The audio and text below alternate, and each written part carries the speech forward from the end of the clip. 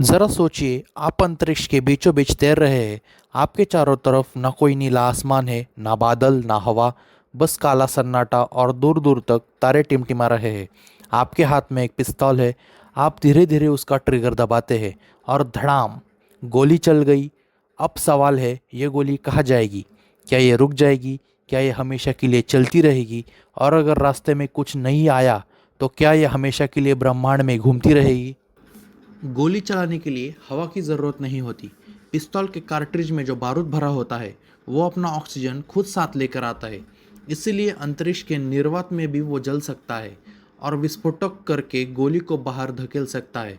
तो अंतरिक्ष में गोली बिल्कुल चल सकती है, लेकिन मज़ा यही से शुरू होता है, क्योंकि अंतरिक्ष में हवा नहीं है तो गोली की गति को रोकने वाला कोई वायुरोध नहीं होगा।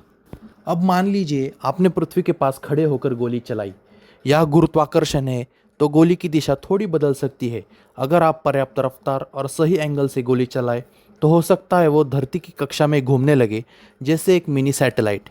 हाँ, सच में, अगर रफ्तार बहुत ज़्यादा हो और दिशा सही हो तो गोली बार बार धरती के चारों ओर चक्कर काट सकती है, जब तक कि वह किसी सैटेलाइट, वायुमंडल या धरती से न टकरा जाए। चांद पर कहानी थोड़ी अलग है। चांद पर गुरुत्वाकर्षण बहुत कम है, लगभग धरती का 1/6। यहाँ अगर आपने गोली चलाई तो वो बहुत लंबी दूरी तक जाएगी और हो सकता है वो चांद के गुरुत्वाकर्षण से बाहर निकलकर अंतरिक्ष में खो जाए। और अगर डीप स्पेस में, जहाँ आसपास कोई बड़ा ग्रह नहीं है, गोली चलाई तो वो सीधी अनंत दूरी तक जाएगी, शायद अरबों सालों तक, जब तक वो किसी चीज़ से टकरा न जाए। लेकिन सोचिए, अगर वो किसी और ग्रह की तरफ बढ़ रही है तो गुरुत्वाकर्षण उसे अपनी ओर खींच लेगा और वो ग्रह की सतह में धंस जाएगी, या फिर वो किसी तारे की कक्षा में आकर घूमने लगेगी और शायद एक दिन किसी एलियन की खिड़की तोड़ दे। मजाक है, लेकिन थ्योरी में संभव है।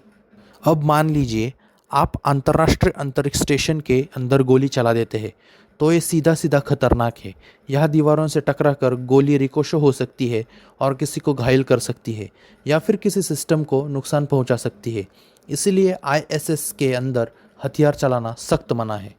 एक और दिलचस्प बात, अगर आप बहुत तेज़ यानी प्रकाश की गति के करीब गोली चला सके, जो अभी हमारी टेक्नोलॉजी में संभव नहीं है, तो गोली का द्रव्यमान बढ़ने लगेगा और अजीब सी रिलेटिविस्टिक घटनाएं होने लगेंगी, जैसे कि आइंस्टाइन ने बताया था। लेकिन यह अभी साइंस फिक्शन में मज़ेदार लगता है। एक और काल्पनिक स्थिति सोचिए, आपने किसी ग्रह के चारों ओर ऑर्बिट में खड़े होकर गोली चलाई और वो इतनी परफेक्ट दिशा में गई कि ग्रह का गुरुत्वाकर्षण उसे घुमाकर फिर से आपके पीछे ला दे। मतलब गोली चलाने के कुछ घंटों या दिनों बाद वही गोली पीछे से आपको ही लगे।